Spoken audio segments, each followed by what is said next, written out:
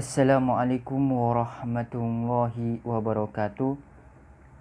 Alhamdulillahi rabbil alamin. Wassalatu wassalamu ala asrafil anbiya'i wal mursalin Sayyidina wa maulana Muhammad wa ala alihi washabihi ajma'in, amma ba'd. Baiklah, pada kesempatan kali ini saya akan menjawab pertanyaan dari teman-teman sekalian yang telah menanyakan di kolom komentar pada link saya. Langsung saja dari pertanyaan saudara Anugrah Putra Pradana Brian Mokoago. Pertanyaannya adalah, jelaskan langkah-langkah penulisan karya ilmiah. Langkah-langkahnya itu yang pertama, memilih topik dan tema. Topik yaitu inti dari penulisan dengan hal yang dibicarakan. Hal yang harus dipertimbangkan salah satunya peristiwa-peristiwa nasional atau internasional, sesuatu yang berkaitan permasalahan karya, benda, dan lain-lain. Yang kedua, mengumpulkan bahan. Hal-hal yang berkaitan dengan mengumpulkan bahan, yaitu harus berhubungan dengan masalah yang dibahas atau dipertimbangkan, biasanya menggunakan bahan cetak atau elektronik.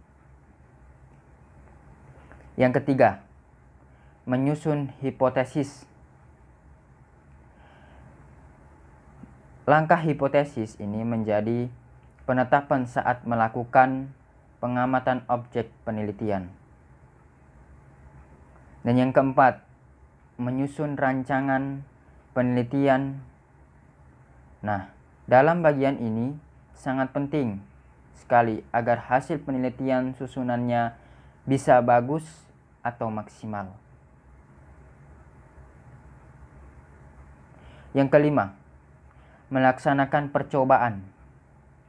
Dalam hal ini harus dilakukan sebagai pembuktian karya atau masalah yang akan dibuat atau dibuatnya karya ilmiah. Yang keenam, melakukan pengumpulan data. Pengumpulan data ini sangat penting untuk mengetahui berapa saja hasil pengamatan atau percobaan yang kita lakukan. Yang ketujuh, menganalisis data. Nah, dalam hal ini kita wajib menginterpretasikan karya yang sudah kita amati agar hasil pengamatan bisa baik. Yang kedelapan, merumuskan teori. Nah, langkah ini mencoba untuk menjelaskan kepada orang-orang sekitar apa saja yang sudah diamati dalam karya ilmiah. Selanjutnya, pertanyaan yang kedua dari saudara Abdul Aziz Mamonto. Pertanyaannya adalah, apa pengertian dari karya ilmiah? Karya ilmiah adalah karya tulis yang dibuat untuk memecahkan suatu permasalahan dengan landasan teori dan metode-metode ilmiah. Biasanya karya ilmiah berisikan data, fakta, dan solusi mengenai suatu masalah yang diangkat. Penulisan karya ilmiah dilakukan secara runtut dan sistematis. Selanjutnya, pada pertanyaan berikutnya, yang ketiga, mengapa kita perlu belajar mengenai karya tulis ilmiah? Yang bertanya itu adalah dari saudari Natalia Lesmana. Karena bagi mahasiswa penting, di mana karya tulis ilmiah adalah melatih mahasiswa untuk mengembangkan keterampilan.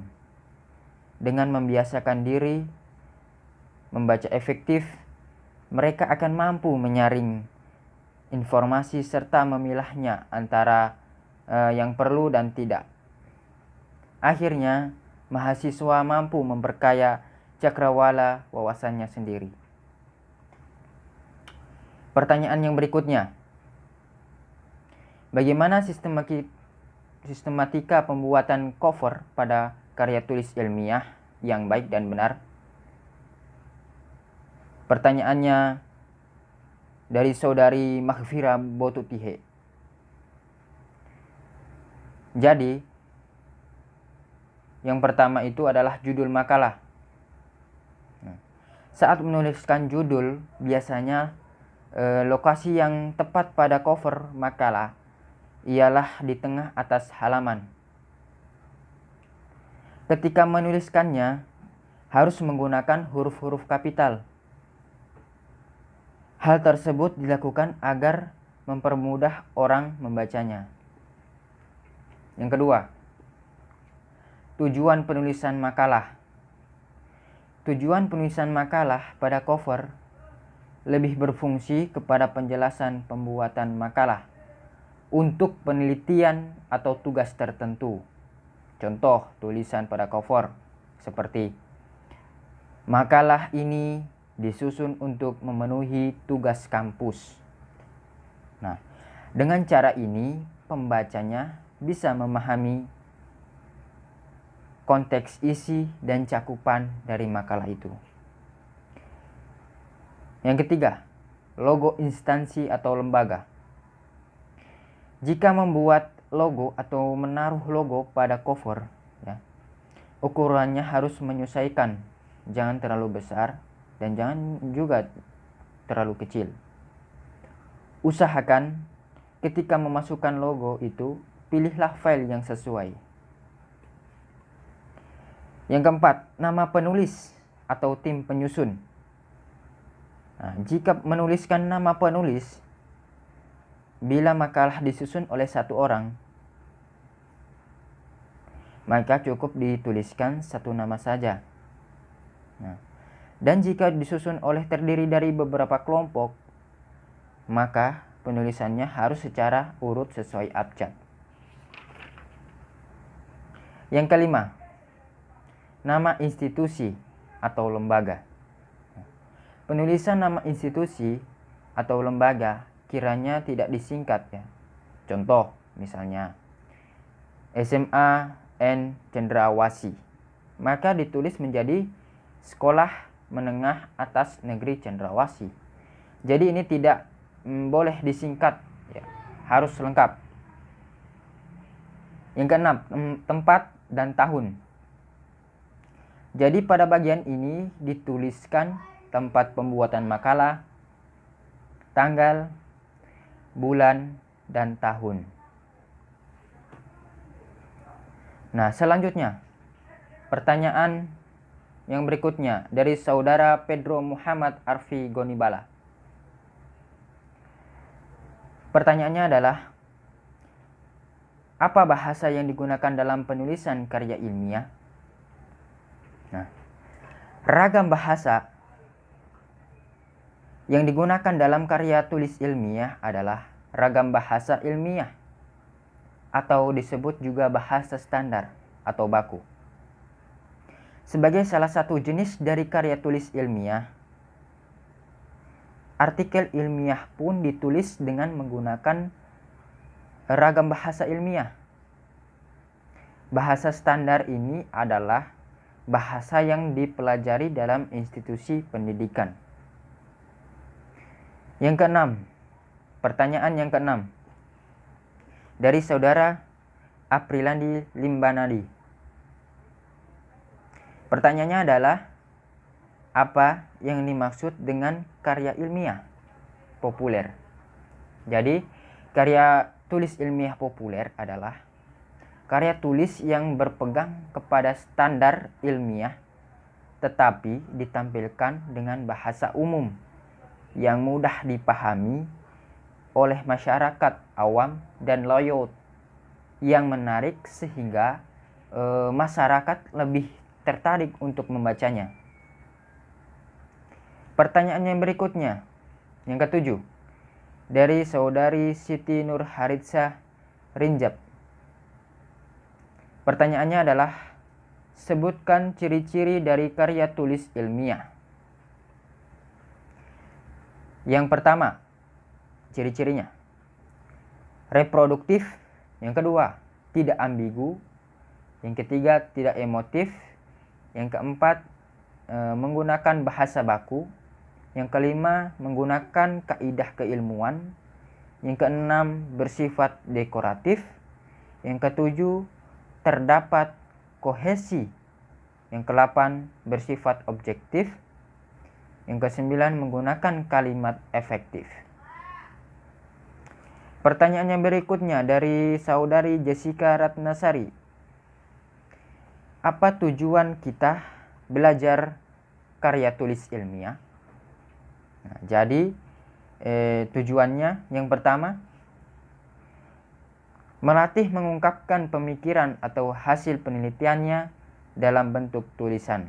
Yang kedua, menumbuhkan etos ilmiah di kalangan mahasiswa. Yang ketiga, menjadi wahana transformasi pengetahuan antara kampus atau sekolah dengan masyarakat atau orang-orang yang berminat membacanya. Yang keempat, membuktikan potensi dan wawasan ilmiah yang dimiliki mahasiswa dalam menghadapi dan menyelesaikan masalah dalam bentuk karya ilmiah. Yang kelima, melatih keterampilan dasar untuk melakukan penelitian. Nah, itu tadi tujuan-tujuannya.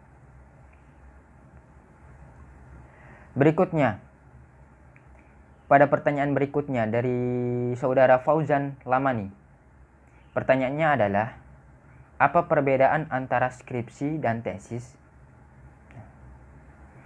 Skripsi itu atau tugas akhir adalah istilah yang digunakan di Indonesia untuk mendapatkan gelar sarjana dari perguruan tinggi.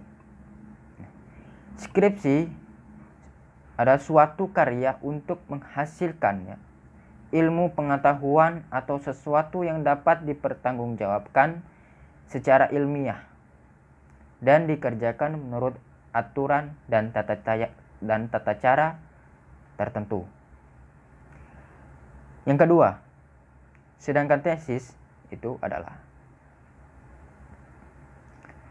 tugas akhir jenjang magister S2. Tesis salah satu karya ilmiah tertulis yang disusun secara individual berdasarkan hasil penelitian empiris untuk dijadikan bahan kajian akademis. Nah, pertanyaan yang ke-10 dari saudara Muhammad Rizal Umar. Pertanyaannya adalah, apa arti dari rasional yang terdapat pada ciri kebahasaan karya ilmiah? Jadi, rasional itu merupakan salah satu ciri kebahasaan karya ilmiah. Secara sederhana, rasional dapat dimaknai sebagai pedoman bahwa bahasa yang digunakan dalam penulisan karya ilmiah harus dapat dipahami secara logika. Selanjutnya, pertanyaan yang ke-11 dari saudara Muhammad Rahyan Amu. Pertanyaannya adalah, apa yang dimaksud dengan prinsip sintesis dalam penulisan teori? Prinsip sintesis adalah merangkum intisari bacaan yang berasal dari beberapa sumber untuk mengambil suatu kesimpulan yang komprehensif. Nah, demikian yang dapat saya sampaikan, dan terima kasih kepada penanya-penanya di dalam komentar pada link saya. Terima kasih. Syukron. Wassalamualaikum warahmatullahi wabarakatuh.